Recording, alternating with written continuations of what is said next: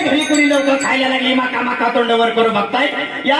राणा मिरी वकूड पाडते लगे शी कसा खाताय मग मी कशी बी खाईल तुमच्या पोटात केळं काढवायला लागल्या